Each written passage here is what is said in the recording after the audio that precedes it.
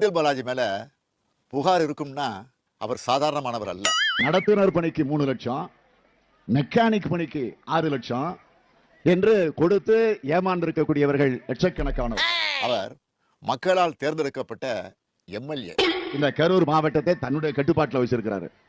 கட்டுப்பாடுனா கொள்ளையடிக்கிறதுல, ஊழல் செய்யறதுல, லஞ்சம் வாங்குறதுல, அந்த கட்டுப்பாட்டில் வச்சிருக்கிறாரு. அதுவும் 5 முறை எம்எல்ஏவா இருக்கிறாரு.